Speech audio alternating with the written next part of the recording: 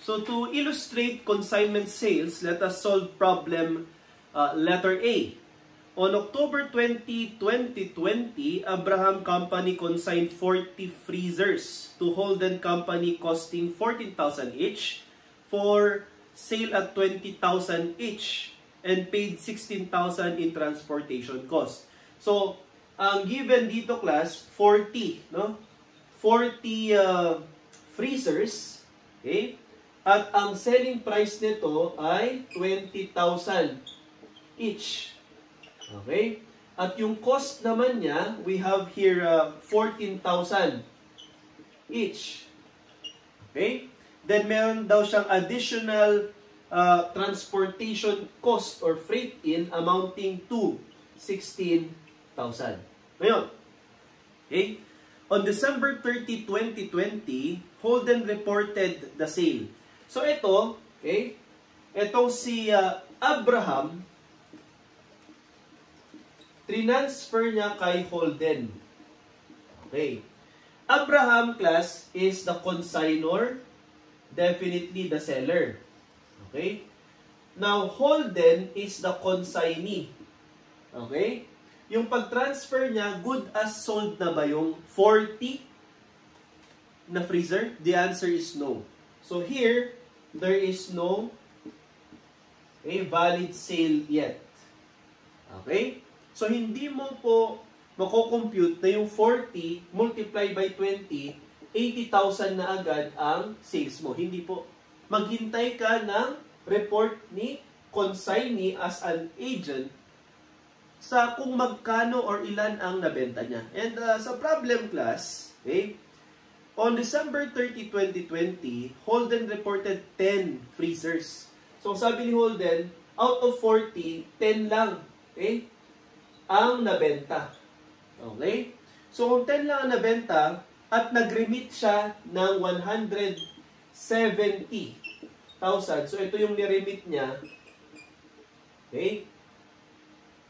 Na neto na niya yung tinatawag nating commission. Okay? So, ngayon, ang tanong magkano yung sale? Ha? Siyempre, class, ang sale mo, naka-base ka dun sa selling price.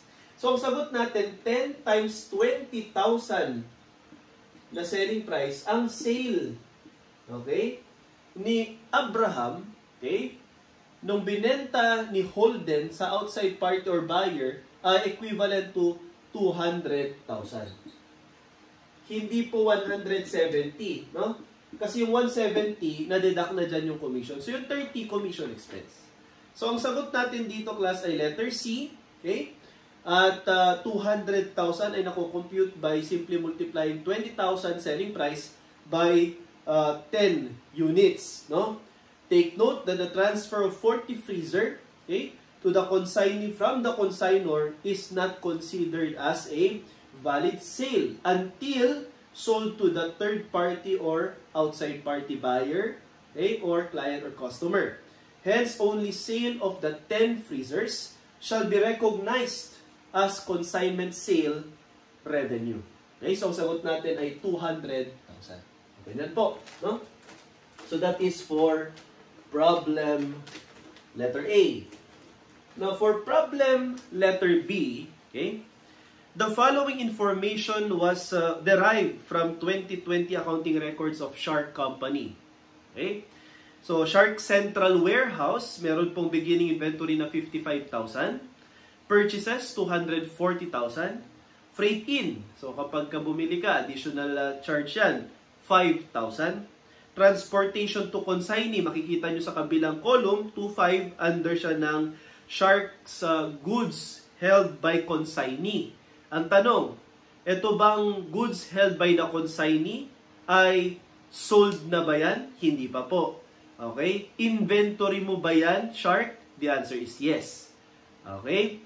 So, take note of that. Now, freight out, 15,000 kapag nakabenta. Kung nakabenta na ngayon si Shark, galing sa warehouse niya, 15,000 yung freight out. Nakabenta naman yung consignee, 4,000 naman yung freight out. Okay? And the inventory is 72,500 sa central. So, nung nagbilang po dun sa warehouse, sa head office, sa headquarters, 72,500. Yan po ba ang ending inventory ni Shark? Teka lang. Meron pang inventory na wala sa warehouse, sa head office or sa headquarters. Kasi nasa mga consignee. Okay? So, good as inventory mo yan. So, meron kang 10,000 pa na inventory. Now, question. How much is the Shark's cost of sale in 2020? Okay, ngayon. So, kung titignan natin, magkano po ba, no, ang beginning inventory? Magkano ang net purchase? Yan. So, to get TGAS, total goods available for sale, and then tanggalin mo yung ending inventory to get the cost of goods sold. Okay? So, dito sa central warehouse, okay, ang beginning inventory ni Shark ay 55,000. Okay. Tapos, nagkaroon ng purchases na 240,000 at may freight in na 5,000. So, you have here 245,000. So, this is again 240, okay, plus 5,000 na freight. Okay? Now, pag inad natin yan, meron tayong total goods available for sale amounting to 300,000, no? 245 plus 55 ay 300,000 minus ending inventory of 72,500. So the cost of goods sold now dun sa central warehouse, no, galing sa central warehouse ay 227,500. Ito na po ba yung sagot? Hindi pa po. Okay? Kasi meron ka ring, okay, beginning inventory na nasa consignee mo pa. Consignee. Magkano ba yung beginning inventory natin? 6,000. So you have your 6,000. Then plus purchases, no? Purchases, tapos meron ka pang transportation cost to consignee. Yan yung pag-transfer mo from consignor to consignee para siyang freight in. Okay? So transportation cost amounting to 2,500. Hindi po yung freight out. Yung freight out sa central warehouse, ayan po ay additional cost nung pagbenta mo na. Diba? Ito po, transportation cost to consignee, yung 2,500. Yan. So, pag inad natin, ang total goods available for sale, 6,000 plus 30, that's 36,000 plus 25, 38,500. Then, tanggalin mo yung ending inventory. So, nung bilang yung consignee, may natitira pa daw na 10,000. Okay? So, you have cost of goods sold amounting to 28,500. So, pag inad natin itong dalawa, 28,500 plus 227,500, our answer should be 256,000. So, this is the total cost of sale or cost of goods sold of the said consignor Abraham. Okay, so sagot natin again is letter C, 256,000. So, ganyan po, no? That's for problem letter B. How about problem letter C? So, sa problem letter B, pinakita po, no, ng problem na ito na meron kang cost of goods sold sa central warehouse mo, meron kang cost of goods sold sa consignee, i-add mo yan, i-consolidate mo, i-combine mo. Okay? Bakit ganun? Kasi nga, inventory mo pa rin naman yung nasa consignee. Hindi good as sold yung nasa consignee. Good as sold kapag nabenta ni consignee sa outside party. Now, problem letter C, Bulldog Manufacturing Corporation consigned 10 refrigerators to Poodle Sales Company. These refrigerators had a cost of 180 pesos each. Freight on the shipment was paid by Bulldog in the amount of 120. Okay, so what else? Poodle Sales Company submitted the account sales stating that it had sold 6 refrigerators and remitted 1,365 balance. So, magkano yung transfer ni Bulldog Manufacturing papunta kay Poodle? Okay? Ang transfer niya, class, ay 10. Okay? 10 pieces na ref. Ayan. Good as sold na ba ito? Ang sagot po, hindi. So, hindi pa po ito sale ni Bulldog, nung transfer niya kay Poodle. Ngayon, nag-report itong si Poodle at ang sabi niya, 6 lang. Okay? 6 pieces ng ref ang nabenta sa client, customer, or sa prospective, or sa outside party buyer. Okay? So, yung 6 na yan, ang sabi dito, ay nag-remit, okay, ng 1,365 pesos. Okay? Siyempre, nakaneto na po dito, no? Sabi sa problem, after the following deductions from the selling price of the refrigerator. 1,365 ang kanyang niremit. So, ano yung mga dineduct? Una, commission, which is equivalent to 15% of the selling price. So, hindi ito yung selling price. Ito na technically yung pinaka-net. Diba? So, kung titignan natin, nandito siya sa baba. Ito yung net. Okay? 1,365. So, ito yung selling price. Okay? Ito yung sales. Tapos, nag-deduct ka ng commission, which is equivalent to 15% of the said selling price. Okay? What else? Ano pa yung mga dineduct natin? Nag-deduct pa tayo ng marketing expense. Okay? Marketing expense, which is equivalent to, okay, sabi sa problem, 90.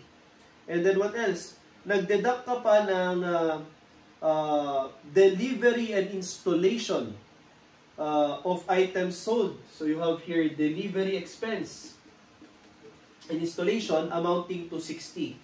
So deduction yan. At meron ka ring dineduct na cartage cost paid upon receipt of consignment. Okay, so you have here cartage cost. Okay? Amounting to 15.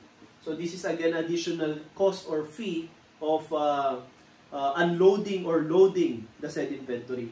So, ito, kung i-work back natin, edi 1,365 plus 15 plus 60 plus 90, no? So, mako-compute natin, yan yung 85% net ng selling price. Kasi 15 ito eh. So, dito, pwede pong ganitong gawin natin, okay? Remittance, 1,365 plus 90 plus 60. Work back lang po, no? Plus 15. So, pag in-add natin ito, we have here total, okay? But net of commission amounting to 1,530. Okay? So, 1,365 plus 90, okay? Plus 60 plus 15. So, ngayon, i-gross up natin, no? So, you have here 100% minus 15% commission. So, you have here 85%. So, all you have to do is just to divide. 1,530 divide this by 0.85 para makompute mo yung selling price or sales. Okay? At ang total sales natin ay 1,800. So, ito rin po siya, 1,800. Okay?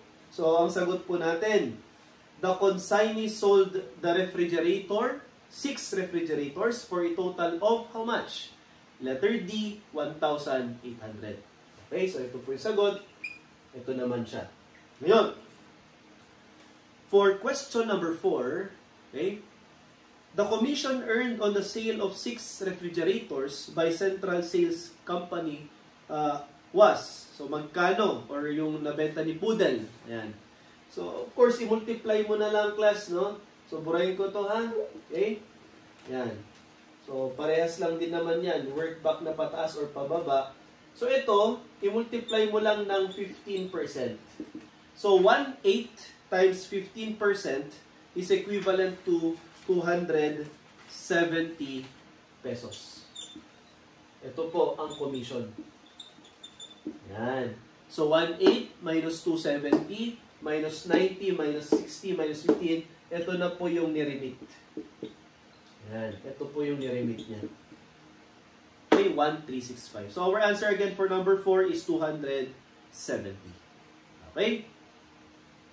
Now, for number 5, the consignor's net profit from the sale of consigned goods was.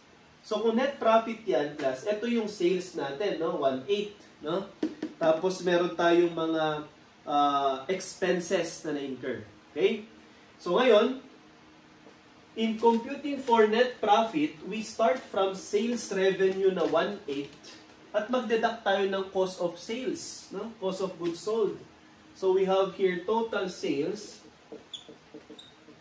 okay, amounting to 1,800, okay? I-deduct mo dito yung cost of sales. Paano po ulit kino-compute? Of course, you start from beginning inventory, okay? Plus, kung meron pong purchases, no? Kung meron pong freight in, kung meron pong cartage fee. Ayan. And of course,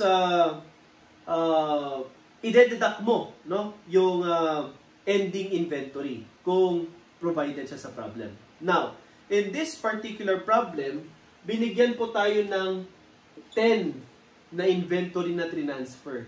At sa problem class, if you can still recall, 180 each ang cost niya. So, multiply this by 180. So, ito po yung cost niya, no? So, yan. So, you have 1,800 ang beginning inventory natin. Okay? Wala pong purchases. Actually, yan na yung dineliver, no? So, hindi ka na nag-purchase. Yan na yung from the consignor. Tapos, yung freight in natin, nung transfer, meron kang 120 as provided sa problem. Okay? At ito pong nakatago, class, no, yung cartage cost paid.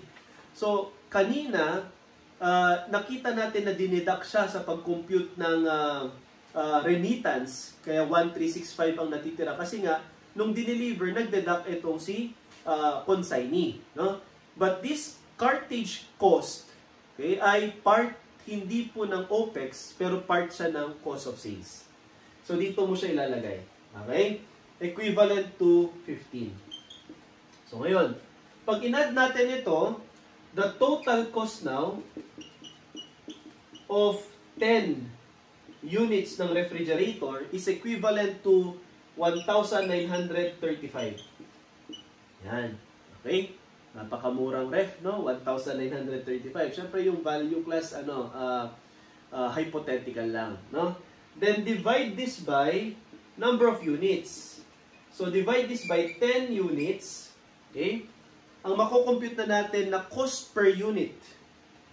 Cost per unit ay equivalent to 19.35 per unit. Okay. 10 yung dineliver, pero ang nabenta lang ay 6 units. No? So, therefore, dapat yung 19.35 na ito, i-multiply mo din ng 6. So, 19.35 times 6 units sold. Ang cost of goods sold natin ay 1,161. Okay? So, that is to be deducted from the total sales. Ang gross profit natin, magkano? 1,800 minus 1,161 is equivalent to 639 pesos. Gross profit yan. Then, i-deduct mo yung operating expenses natin. Okay, in the form of delivery expense. What else? Marketing expense. And of course, yung commission natin na na-compute kanina na 270. So, plus commission expense. Okay? At ang total po nito, okay, i-add nyo na lang, 60. Okay, so this is 60 plus 90 plus 270. Okay? So, 60 plus 90 plus 270, this is equivalent to, okay, 420. Okay, 420. Yan. So, pag dineduct mo yan, ang net profit, okay, sa consignment sale ay equivalent to 219. Ayan po. So, ang sagot po natin dito is 219 for number 5, letter A. Okay?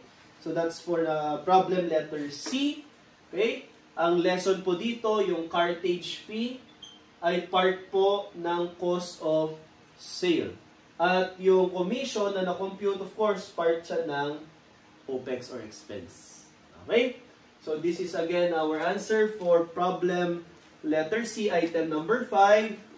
219, letter A. Okay, and then last problem, problem letter D, Norwin Company shipped inventory on consignment to Vian Company for how much? Okay, we have here cost of 20,000. Vian paid 500 for advertising that was reimbursable from Norwin. At the end of the year, 70% of the inventory was sold for 30,000. So, ang selling price natin, 30,000. Okay? 70%. The agreement states that a commission of 20% will be provided to Vian. Okay.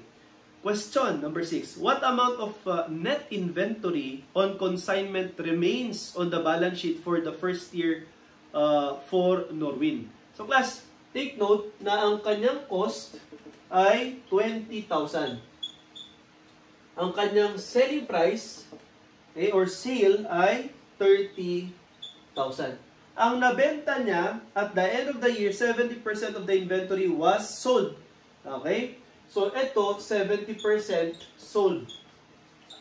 Okay? 30,000 po ang pinagbentahan niya. Ang tinatanong po ay ending inventory. So, kung sold na po yung 70, 30% po ang unsold. Diba? So, kung 30% ang unsold, ang ending inventory mo is 30% of your cost. Diba?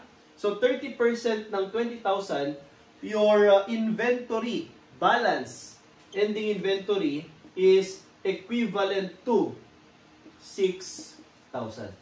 So, ito po ang magiging sagot natin.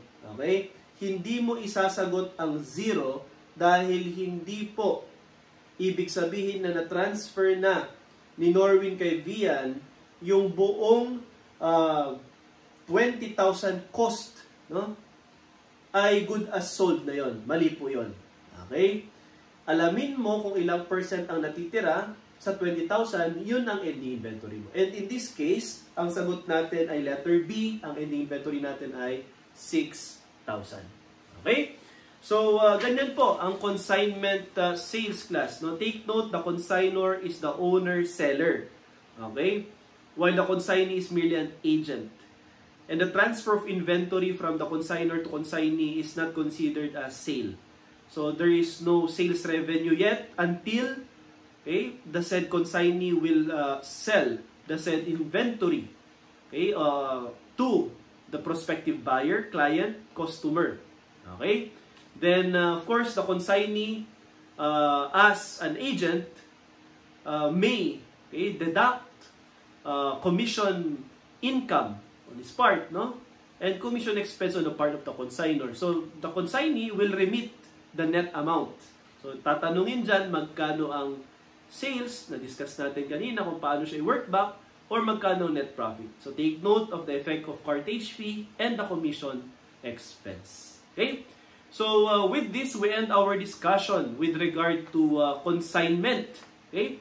So, magkaiba po ang consignment sales sa installment sales. At yung tinatawag nating PFRS 15, okay, contract with customer. Okay?